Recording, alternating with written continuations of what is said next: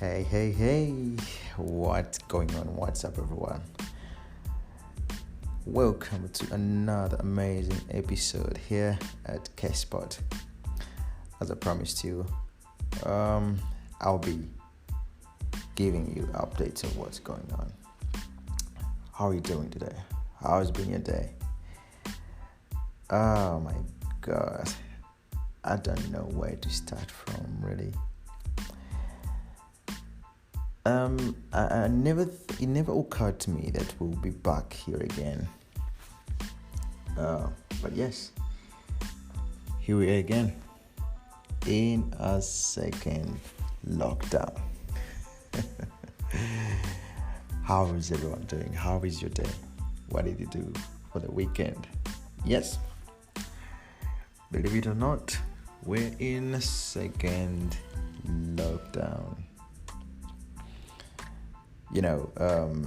This second wave of coronavirus is sweeping it's going around the countries, and it's forcing all these governments to look us back in.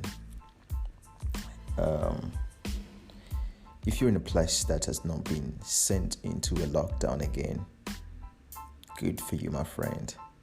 But as far as now, most of the European countries have been sent into or forced into lockdowns again, like the second lockdowns. And I've seen all over the news, most of the people against it.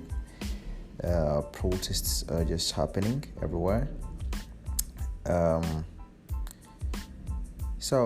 And it's something understandable. No one is ready for a second, lockdown. The first one did the damage, and now to tell me or to tell anybody like you're going back into the same situation that you were still surviving in, like, it's frustrating. But as well, it's the only way to go anyway. The governments don't have any options to go through, but rather sending the citizens into this, kind of situation. But seriously, there's a point where you're like, I don't need to panic anymore. Like, at least we've walked these roads before. Because you're not going to tell me that it's not like the first one. In the first one, it was like the world was running smoothly. We had our normal lives, and everything was smooth. Life was moving better. So that's why I think it was a really big shock. And everyone who was hit with the situation that you have to go into the lockdown, there's a little bit of panicking, and not a little bit, it was a really lot of panicking, and people didn't know what to do and how to react to the situation. But if you compare that with this second lockdown, it felt like just another day in the corona days.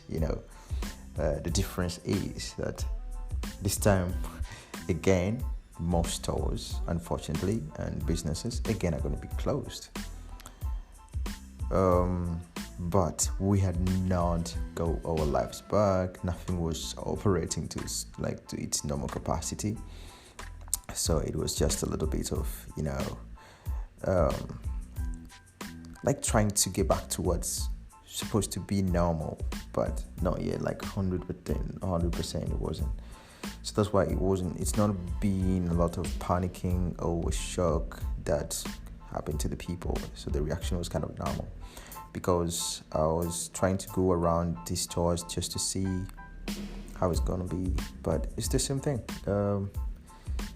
All right, a few people did the shoppings and all that kind of stuff, but it's not like crazy as was, like where the shelves were swept empty during the fast, because nobody knew how they were going to go over the whole period. But fair enough. That is there, and we happen to be in a second lockdown. For example, in Greece, we're staying into a lockdown until November 30th. That's going to be the last day. We're just doing it for this, for, I think we have like 2-3 weeks left until the end of November.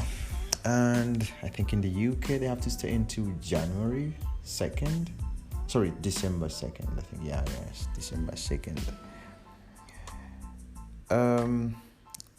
It's really something we just have to learn to still, the uncertainty around it is just the worrying thing.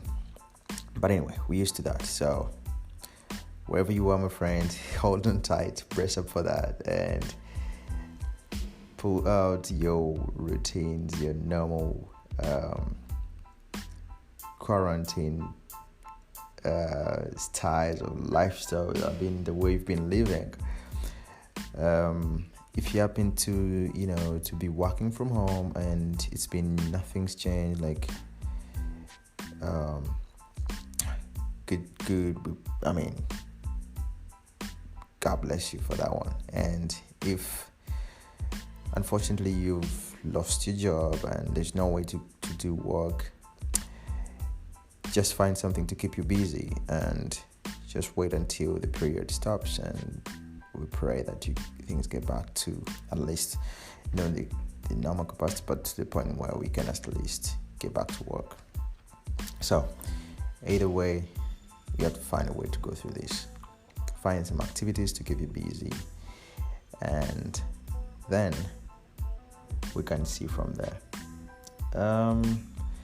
Also, within the same period, a lot of things have happened. I can't just come by and stop without hitting upon what happened. Like in the news, we all know what happened in the US. Remember on my last episode, I mentioned about our friends in the United States who were preparing for, the elections, which were really, really very chaotic, and a lot of scenarios were around them. Though still is the whole process still going on. I think they're still doing some counting, but at least there is a clear winner, and it was already announced due to, according to their system of selecting presidents, because the way their elections are set is kind of a different one compared to the other systems. Because in the other systems it's the majority. As long as someone has the majority of votes, this automatically is going to be the winner for the whole race. But in the United States, there is a popular vote, and then there's the electoral vote, where you have to hit like 270, I think, mark of votes from electoral vote. And it doesn't matter if you performed extremely well in the popular vote, but if you don't hit the mark of the electoral vote, which is like 270,000 something like votes, you don't get to qualify for the presidency. And that's where the tag of war was, like between Biden and Trump, Mr. Trump. So unfortunately, Mr. Trump lost the seat, and Mr. Biden took over. So there's a change of power there, and that means a lot. Whenever there's change of power, there's a lot of that. It comes with so many things, changes in everything. So we pray for the citizens of the United States, and so that they can find a unifying power and put their differences behind them and just try to push through the tough situation that is happening over there, because really they're having it hard with the whole COVID situation, and the whole situation as the world now is. So we hope everything works out well and get back to the track, because as you know, the United States is like is an influence of many countries. The world doesn't deserve to be having chaos around. So whenever we're having, it's not only in the United States but everywhere where there's chaos, we just pray that things get better for them so that they can get back to their normal lives, because it's uncomfortable and stressing for everyone to be in such a stressful kind of state. So so this one is going to be a short one. I just wanted to stop by to address that situation of the corona that we're having right now, and it's really bad. So all I want to say is, everyone, stay safe and try to find something to keep you busy. That's all I wanted to say, so that you don't get depressed or worrying about only how you're gonna get back out there. Just enjoy day by day. The next thing you will see will be done. So with that, I'll just leave you and say peace out. Case out.